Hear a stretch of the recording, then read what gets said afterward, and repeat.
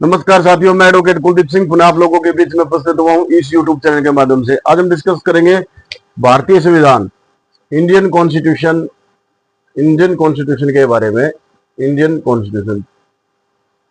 Constitution के हमने previous video के अंदर हमने सेक्शन 120 आर्टिकल 172 तक हमने डिस्कस किया था। Now we will discuss article 173 which tell us about the qualification of the membership of the state legislatures।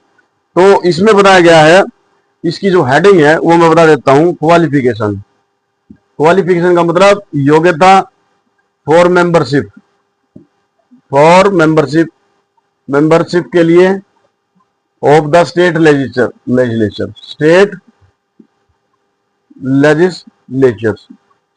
जैसा कि संसद के अंदर 2 सदन होते हैं, उसी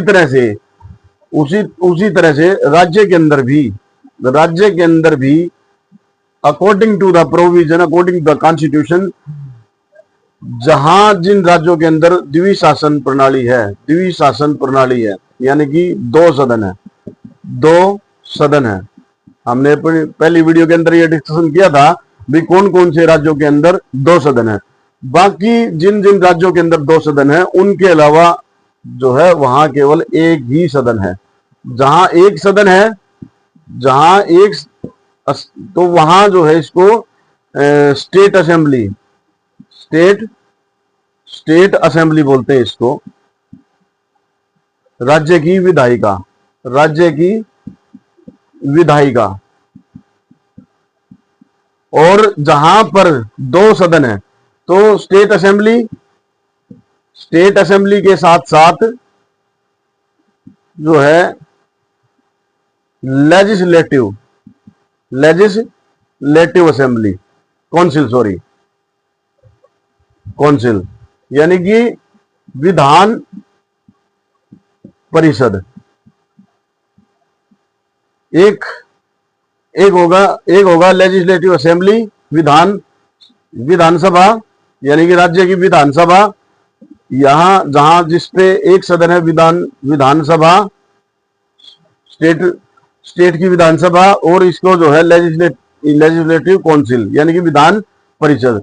तो ये 2 सदन होंगे। तो इन दोनों सदनों के जो मेंबर होंगे यानी कि स्टेट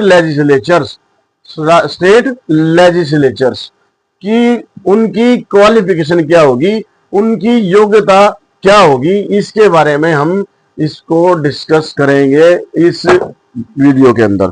नाउ इसमें article 173 which tell us about the qualification and the membership of the state legislature. A person shall not be qualified to be chosen to be fill the seat in the legislature of the state unless, जब तक उसको qualify नहीं माना जाएगा, जब तक number A जो है इसका यानी कि ए सिटीजन ऑफ इंडिया, वो सिटीजन ऑफ इंडिया होना चाहिए, यानी कि भारत का नागरिक पहली और प्रथम फर्स्ट इसकी कंडीशन होगी। जब तक वो जब तक वह पर्सन भारत का नागरिक नहीं होगा तो वो मेंबरशिप के लिए एलिजिबिलिटी नहीं होगी उसकी। A citizen of India and make and subscribe before the some person authorized in the behalf of the election commission on the oath and affirmation। उसको oath and affirmation भी उसको देनी होगी। oath and affirmation भी उसको देनी पड़ेगी before authorise person. यानी कि बिफोर जो भी अथॉराइज पर्सन या अधिकारी होगा बाय द इलेक्शन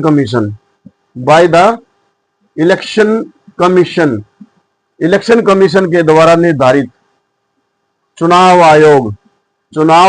आयोग के द्वारा निर्धारित जो अधिकारी होगा उसके समक्ष उसने ओथ और अफर्मेशन भी उसको देनी होगी। टू द फॉर्म सेट जो है फॉर्म होगा उसके अनुसार सेट फॉर्म होगा for the proper in the third schedule, जो कि थर्ड शेड्यूल के अनुसार। ये बार बार हमने अपनी प्रीवियस वीडियो के अंदर बताया कि भाई जितनी भी कॉन्स्टिट्यूशनल पोस्ट है उनकी उन जो 12 शेड्यूल है उनमें से थर्ड जो शेड्यूल है उसके अंदर ऑथर अफर्मेशन दी गई है। जिस प्रकार से प्रेसिडेंट को अपने ऑफिस अटेंड करने से पहले, एंटर करने से पहले ऑथर अफर्मेशन लेनी पड़ती है, जिस प्रकार से सीजीआई को और बाकी अदर जस्टिस को या फिर हाई कोर्ट के चीफ जस्टिस को या फिर अदर जजेस को, तो उन्हें ओथ और अफर्मेशन लेनी होगी। और इन व्हेन नाउ जो है we are talking about the members of the state legislatures, यानी कि राज्य की विधायिका जिस राज्य के अंदर 2 सदन है उसमें विधान परिषद, और जिस राज्यों में सिंगल एक ही सदन है विधान सभा, तो उनके लिए अलग अलग उनके लिए योग्यता बताई गई है। तो ये पहली जो योग्यता है और पहली जो कंडीशन है कि भाई उसे भारत का नागरिक होना पड़ेगा और साथ साथ में उनको एक oath affirmation according to the third schedule के अनुसार एक सेट परफॉर्मा है, उसके अनुसार कि चुनाव आयोग के द्वारा प्रदत्त यानी ऑथराइज पर्सन के समक्ष उनको ओथ अफर्मेशन देनी होगी। तो ये फर्स्ट जो कंडीशन है। देर आफ्टर इसके बाद जो है इसके अंदर जो है बी के अंदर बताया गया है, in case of the seat of the legislative assembly, अगर लेजिस्लेटिव असेंबली के बारे में बात करें, लेजिस्लेटिव का मतलब विधानसभा की अगर बात करें तो इसके लिए not less than 25 year of the age, यानी कि इसके लिए 25 साल का होना जरूरी है। ये जरूरी है 25 साल, 25 ईयर्स ओल्ड जो है एज, ये कंपल्सरी होनी जरूरी है। In case of the seat of legislative council, ये लेजिस्लेचर ऑफ द असेंबली, और in case of the legislative council, अगर लेजिस्लेटिव काउंसिल के लिए यानी कि विधान परिषद का मेंबर बनने के लिए एट लीस्ट उन्हें नॉट लेस देन 30 ईयर्स यानी कि 30 साल, इस 30 साल से नीचे नहीं होना चाहिए, यानी कि 30 कंपल्सरी एज यहां 25 साल, यहां 30 ईयर्स, मीनिंग देयर वाई कम से कम जो है 25 साल की एज होनी चाहिए लेजिस्लेटिव असेंबली के लिए, विधानसभा के मेंबर के लिए। और यहाँ लेजिस्लेटिव काउंसिल का विधान परिषद के लिए कम से कम 30 साल की एज होनी चाहिए। जिस प्रकार से लोकसभा और राज्यसभा हमने बताया पहले भी, Lok Sabha is a lower house, ये जो है निम्न सदन है, राज्यसभा जो है उच्च सदन है। तो उसी तर्ज पर जो है विधानसभा जो है ये लोअर हाउस है, और लेजिस्लेटिव काउंसिल ये क्या है, ये जो है अपर हाउस है, यानी कि उच्च सदन है, इसको हम उच्च सदन भी बोलते हैं। तो ये एज का मामले में पहली condition citizen of India, Bharat का नागरिक होना चाहिए। दूसरी बात, जिन राज्यों के अंदर सिंगल सदन है यानी कि लेजिस्लेटिव असेंबली है, विधानसभा है, तो वहां जो है उन कम से कम एज 25 साल होनी चाहिए। जिन राज्यों के अंदर दोनों सदन है, तो ये तो विधानसभा के लिए, और लेजिस्लेटिव काउंसिल के मेंबर बनने के लिए तो 30 साल की एज होनी चाहिए। इसके बाद possession of the such other qualification as may be prescribed in the behalf of the under any law made by the parliament, इसके अलावा और भी जो है इसमें क्वालिफिकेशन हो सकती है जिस पर पार्लियामेंट कानून बना सकता है। तो हाल एट according to this article he any person have the qualification means वह भारत का नागरिक होना चाहिए, सिटीजन ऑफ द इंडिया होना चाहिए। और दूसरे नंबर पे एज के मामले में अगर विधानसभा के मेंबर के लिए 25 साल 25 ईयर्स, और if we talk about the legislative council, the age criteria is 30 years at least. इसमें ये जो है लोअर लिमिट है, यानी कि 25 साल से नीचे की उम्र नहीं होनी चाहिए। और ये 30 ईयर्स का मतलब 30 साल से नीचे की उम्र जिसकी है तो वो एलिजिबल नहीं माना जाएगा विधान परिषद के मेंबर के लिए।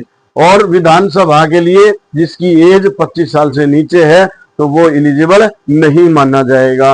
अगर वह भारत का नागरिक नहीं है तो भी ये जो है वह एलिजिबल नहीं माना जाएगा।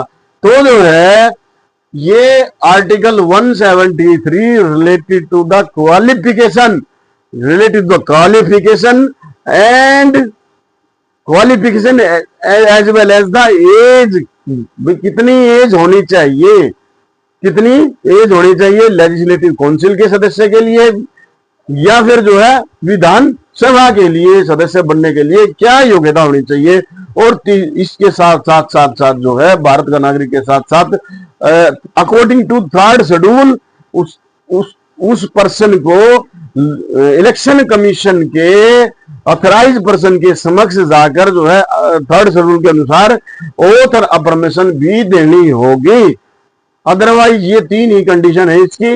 लेकिन इसके अलावा भी पार्लियामेंट जो है कानून बना सकती है। तो ये जो है हमने डिटेल में आर्टिकल 173 को समझा। अगर आपको ये जानकारी अच्छी लगे तो चैनल को अगर आपने सब्सक्राइब नहीं किया है तो इसको जरूर करें और लाइक और शेयर जरूर करें। अगर इससे संबंधित अगर आपके दिमाग में कोई सवाल कोई क्वेश्चन है तो आप जो है इसमें कमेंट बॉक्स में जाकर कमेंट कर सकते हो। थैंक यू, धन्यवाद।